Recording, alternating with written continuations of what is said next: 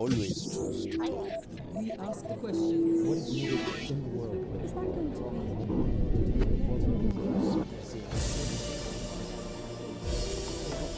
Getting an education in Nigeria is dangerous. Recently, more than 200 girls from a school in the northeastern state of Borno were abducted by insurgents. The daring raid is believed to have been carried out by Islamic rebels known as Boko Haram. Translated, the name means Western education is sinful. We are Boko Haram. Since their emergence in 2010, the rebels have waged a violent campaign aimed at establishing a Sharia state, with many of their victims being teachers and students.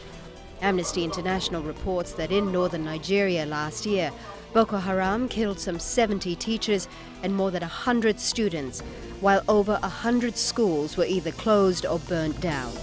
Teachers have had to flee for their lives and thousands of children were forced out of schools.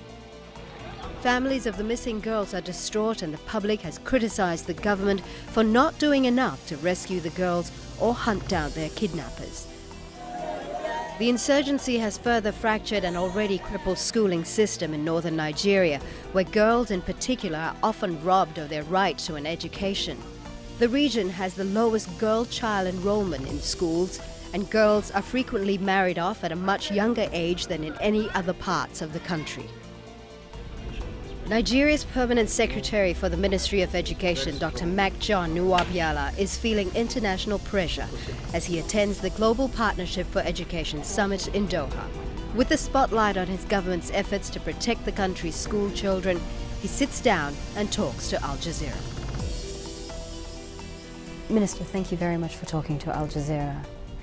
I want to talk about the kidnapping of nearly 200 schoolgirls from a dormitory that happened just recently. How is it that this many children were able to be kidnapped, to be whisked away, and not heard of for however long? The abduction of the schoolgirls, not just the abduction of the schoolgirls, we have been facing security challenges in the country, and it has lasted for a while. The federal government, in collaboration with all the state governments and the security agencies, have been working hard to see how these challenges could be mitigated or how they could be resolved. And not just resolved, we hardly want to use force, but there are also various levels of negotiations and interface to see how, because it's one country, and we want to remain indivisible, we want to remain in unity, we want to ensure that there's progress in Nigeria. That certainly is all very understandable, that you want to negotiate, that you want to ensure that there is security. But getting back to the point again, nearly 200 schoolgirls have been abducted. Your government has come under harsh criticism for not doing enough.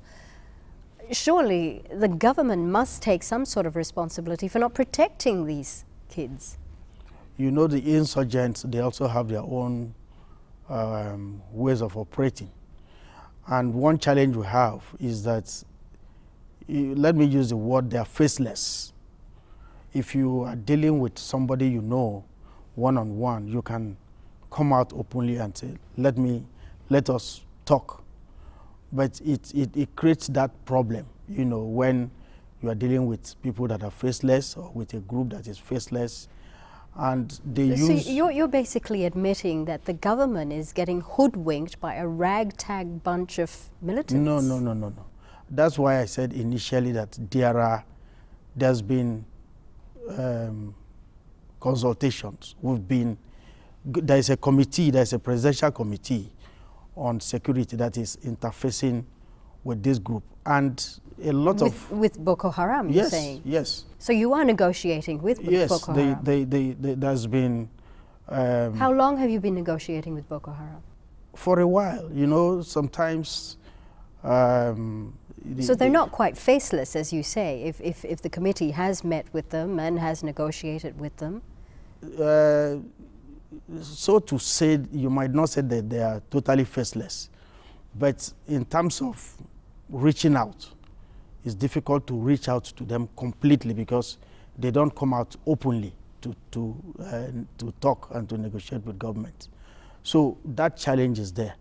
But government has come out clearly to say that the whole of the Nigerian government, the whole of the Nigerian people are determined to ensure and to put measures in place to ensure that there is enhanced security for the populace and especially for children and women living in those areas. But have they really? Boko Haram has been very active for several years now. The name itself means Western education is sinful. Now, the government was aware that they had threatened schools before, that they were going to attack schools.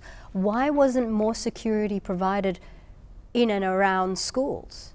You see, when you look at the terrain, it's a very large terrain. And government has within its resources deployed or put in place measures that will ensure security. But like I said, the Boko Haram group, they use different strategies. And sometimes you will not be able to predict what they will be able to or what they will do. So government, it is the challenge or the problem is not, you know, there are a lot of other countries that have also had this challenge. And it is not something that you nip in the bud immediately. You must look for very strategic and novel ways of ensuring that the challenge is mitigated. And don't forget that... At the current stage, though, the Nigerian security forces and the Nigerian intelligence and the Nigerian government isn't able to deal with Boko Haram at all. Would the Nigerian government welcome foreign intervention to help try to quell this group that's harming your people? I don't agree with you that the Nigerian government is not capable of dealing with the situation. But you see, you are dealing with your own people. And it's not a situation of war. So you also have to think about the lives of your people, the peace within the community, and not to go all the way out to destroy a whole populace or a whole community. So when you look at it that way, you see that government is also being strategic, being tactical, taking the whole country into consideration while you want to take certain measures. So I wouldn't say that the government is not capable. And we haven't gotten to the stage where like you are asking, where foreign intervention or support will come in. Naturally, there are cooperations in terms of security with other countries. But I think with the way we are going, we have not gotten to the stage where we can now say we are crying out for help. Now you say that the Nigerian government is being strategic, is being tactical when it comes to dealing with Boko Haram and the security issues in Nigeria, but you have an acclaimed Nigerian columnist, and his name is Oke Nindebe, who says that the Nigerian state abjures all responsibilities to the citizens. The state exists to empower a tiny few to hijack the country's resources and to enjoy perpetual immunity from prosecution for their crimes. Now, this recent abduction of the schoolgirls certainly seems to highlight that, given that the government actually hasn't done much within the last few weeks or so to try to recover the girls. That's the impression you have. There are issues of state security that are not thrown open. There are measures that are taken that you don't share with the public. But you are free to have the impression.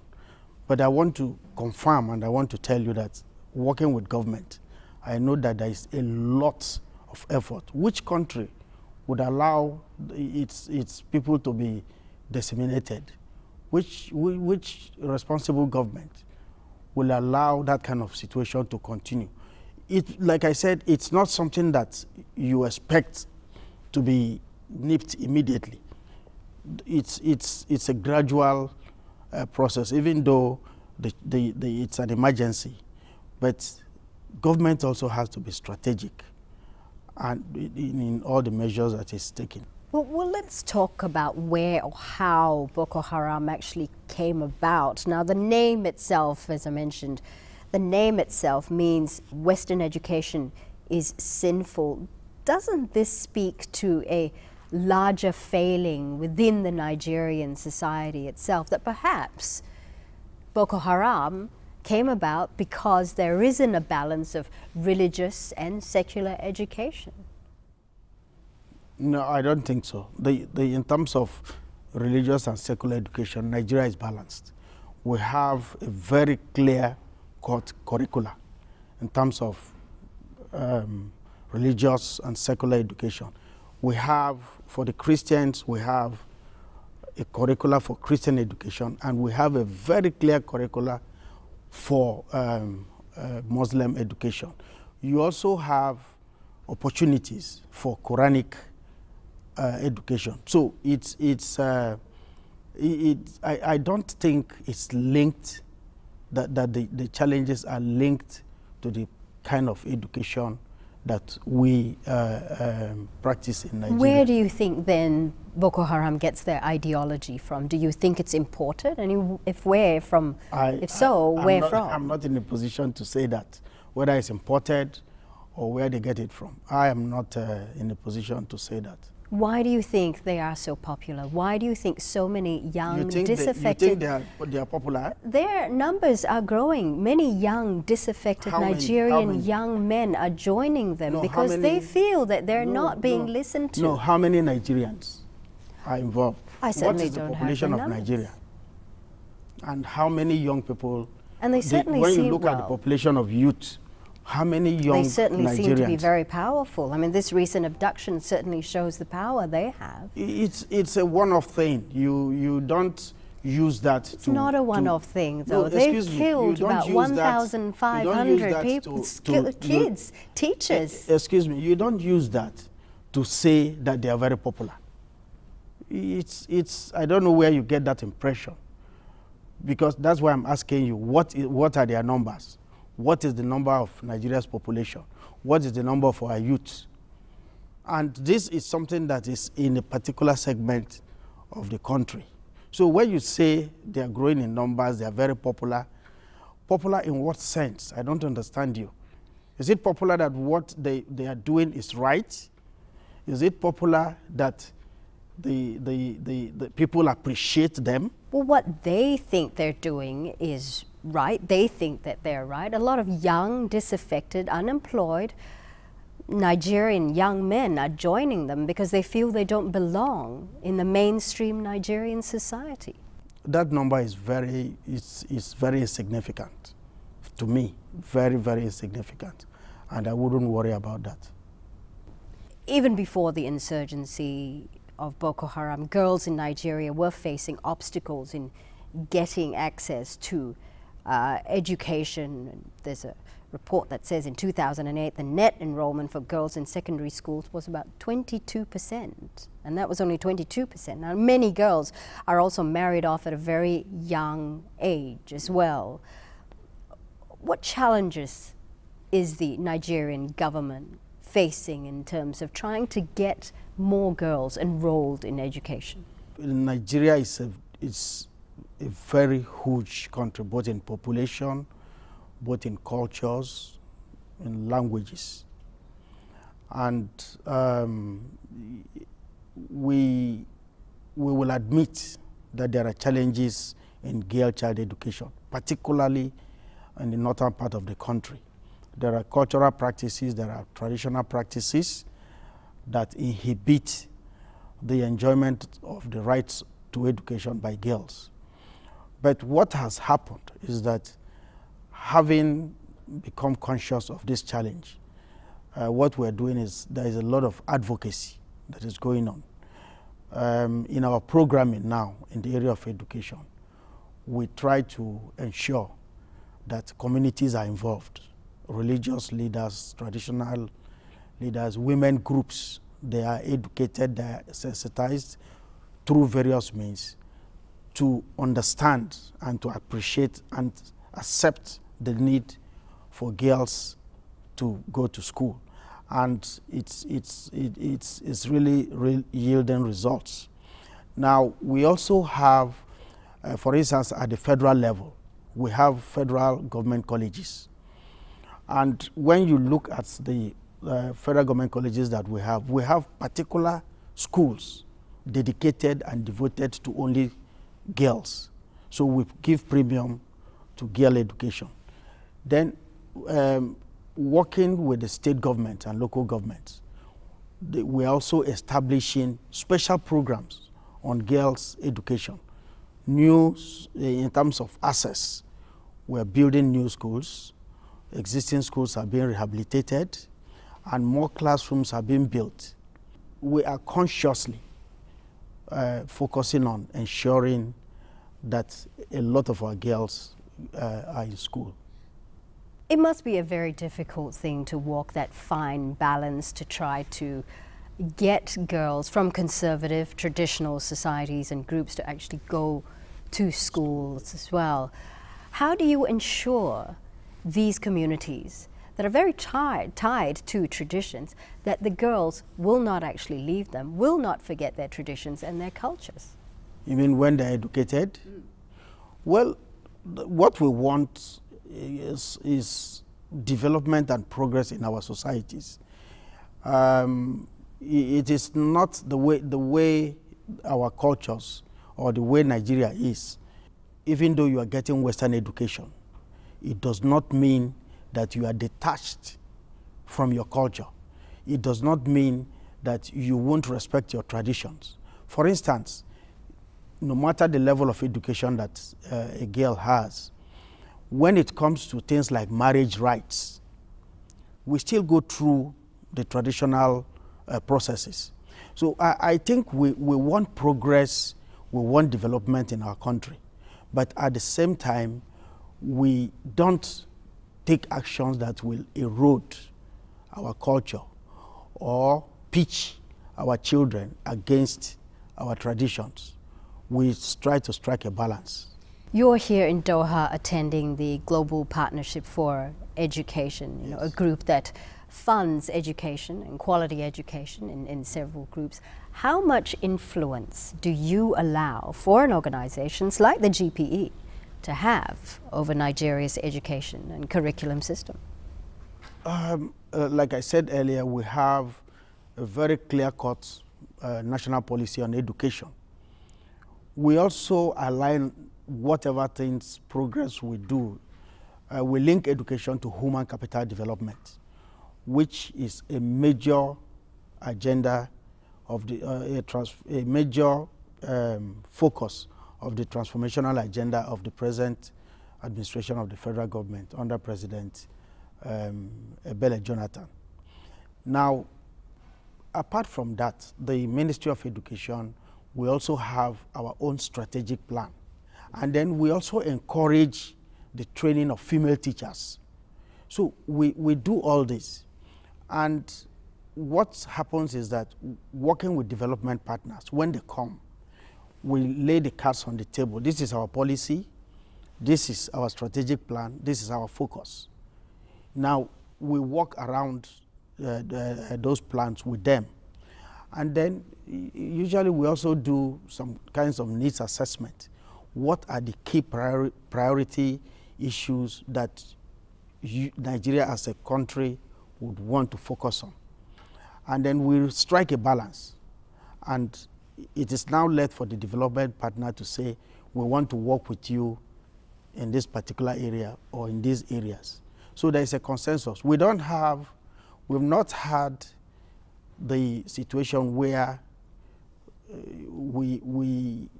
any program is imposed, you know, on Nigeria. I worked with the UN for a while, and I know that while working with the UN, there's some kind of synergy between Nigeria and development partners. And we've not had any challenges in that direction. Nigeria, working with their global partners, are trying to give Nigerian children a wholesome education, an education that teaches them to be a better person, to become more tolerable, to become an educated person, shall we say. Now, recently, President Jonathan introduced a legislation that many would say is anti-homosexual, anti-gay. What does that teach the children of Nigeria? It teaches them intolerance of people who are different, don't you think? No, you know, a country is made up of people. We have